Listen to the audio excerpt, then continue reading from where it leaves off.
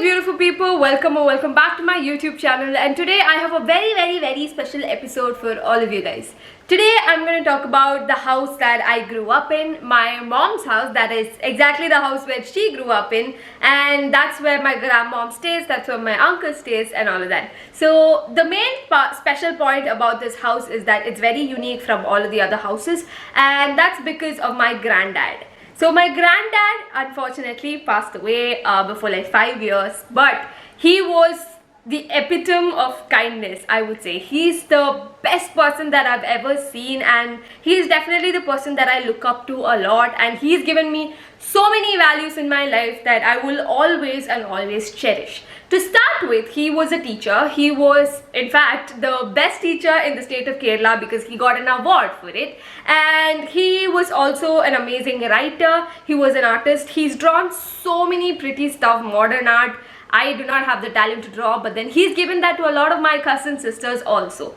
So yes, and on top of that, he is a sculptor and he's also an animal lover, which he has passed on to all of us. Not the sculpting part, the animal love part. So as he was a sculptor, his house was always filled with a lot of sculptures. Even now it is still there, and people come from all parts of Kerala to kind of see it, kind of view it, and yes, it's absolutely beautiful and magical, and I thought I'll show you guys this place.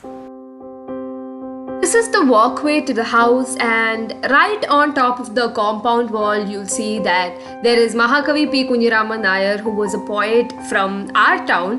He used to stare at the stars apparently, so that is that sculpture.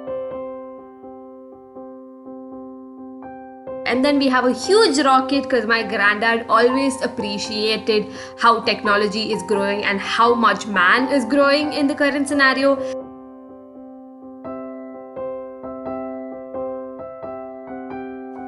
And on the both sides of the main gate to the house, on one side we have Gautama Buddha. My granddad really held on to a lot of values that were given by Gautama Buddha to the human world.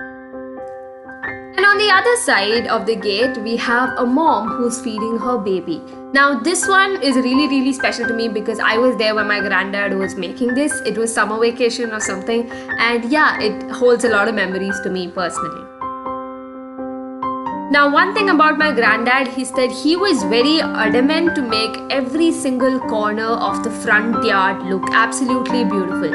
So he literally carved the compound wall, because our house is in a pit and the compound wall is very big. So he carved all of these art forms on the wall, and it's still absolutely beautiful even though it has gone through a little bit of wear and tear. Now one issue that is there with this whole situation is that when my granddad passed away, my grandmom had to move a lot because my uncle was working in Dubai with his family. So my grandmom kind of moved a lot to my house, my aunt's house and all of that. So the house was left unkept for a long time. So I don't know why, but people have this tendency to destroy art, and that's something that I've always seen in a lot of places. Some people just don't get the work, the hard work that is put into every single piece. So this house is kind of in a pit, like it goes deep down, and that's where the house is. So when people walk on top of the road, they literally drop boulders on top of these statues. I don't know why, and break them. So yes, a lot of statues are broken, and we're kind of trying to figure out a guy who can actually fix it. Now we want a guy who's like really passionate about the whole sculpting and not just coming for the money. So yeah, that's one of the things that we were really looking forward to do. So yes, if anyone's there around who loves the art of sculpting, and of course we will pay you, then please feel free to text.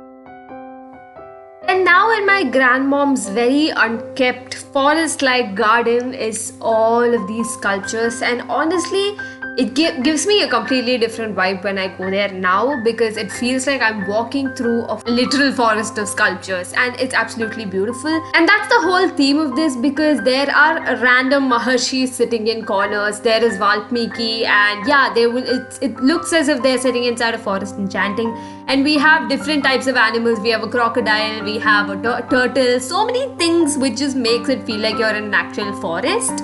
Another reoccurring theme in this whole forest of sculptures is the gods. We have Mahavishnu, we have Subramanian, we have Ganesha. Now I'll zoom into this Ganesha and show you guys how much my granddad took care of the smallest details. Not just the gods, but every single thing that he made, he always made sure that it is so beautiful and so intricate and filled with amazing details. Now there's a pond in front which has a leak now, so we don't fill it with water. But the thing about this is there is a Shiva statue right in front of it, and most of the times when the water is filled, actual snakes come and lay on top of the Shiva. A lot of people were like, oh my god, this is very godly, but honestly that's just because it's filled with water, and in summer season it's really cold for the snakes to come and lay on the Shiva, because that's like the platform there. But a lot of people equate this to actual, godliness and all the myths and all of that. I just wanted to tell you guys that he is not trained in any of this. It is all self-taught, and he did all of this when he had the free time because he was a very busy teacher and the headmaster. Now a lot of these sculptures have a lot of meaning. My granddad always put a lot of thought into what he's creating, and he was very patient about it, and this is honestly one of the best moments of my childhood, that is watching him make everything from scratch. Now for example, this is a representation of man destroying his own home by cutting a lot of trees, and I think that is really important for people to understand. And another sculpture here depicts that people are partitioning India, which is still happening if you ask me. And here's another one where man realizes his mistakes and hugs a tree that he cut himself, and he realizes that, oh my god, this is what's happening. And my granddad also absolutely loved explaining every single piece that he's created. I'm sorry about the video quality over here. I literally took it from my laptop onto my camera because I couldn't extract it otherwise, because it was a very old CD. So yes, like I said, he absolutely enjoys explaining every single thing that's happening. You can also see that in the middle of the pond we have fountains. We have fountains in random corners of the house.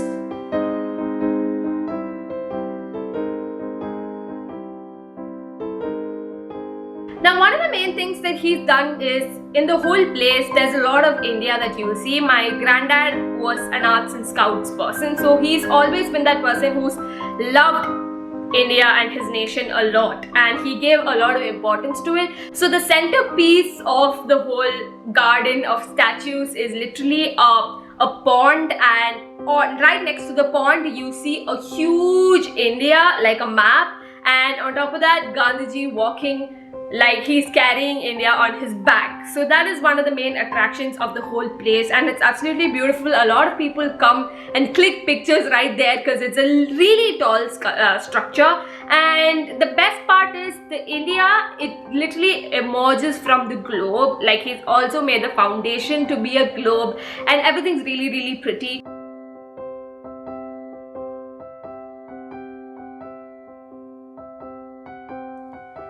And another attraction to the whole place is this huge elephant statue that you will see. Now this elephant statue is not just a statue, it was also the house for a lot of animals. We used to have rabbits, we used to have swans, we had parrots, squirrels, and most importantly we had a lot of dogs, and we also had a cat. So our dogs used to live inside the mouth of this elephant, and this is where my puppies gave birth to their puppies. Another best part about this particular elephant is that from the trunk of the elephant there's another fountain which directly lands into the pond in front of it. Unfortunately, I couldn't turn it on because, well, it's really old and has not been turned on for a long time.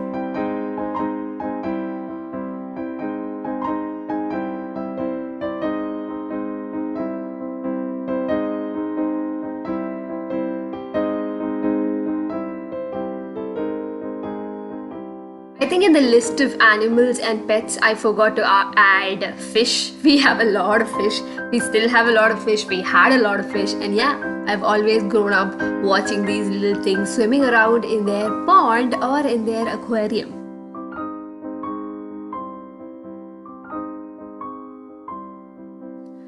Now these are a few awards that my granddad has gotten over the years, and there is also this beautiful old picture of my granddad and my grandmom, and right under the shelf is again a beautiful carving of the Ashoka Stambam that he made, and it is honestly an attraction inside the house. And this is also carved from the wall that is already there.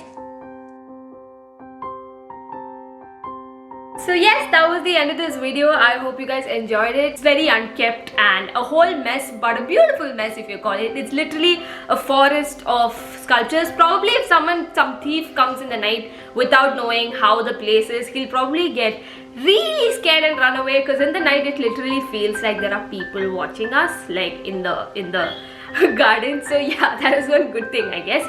So yes, that was the end of the video. I hope you guys enjoyed it, and yeah, that's it. So if you guys enjoyed the video, then don't forget to subscribe, like and share, and also comment down below.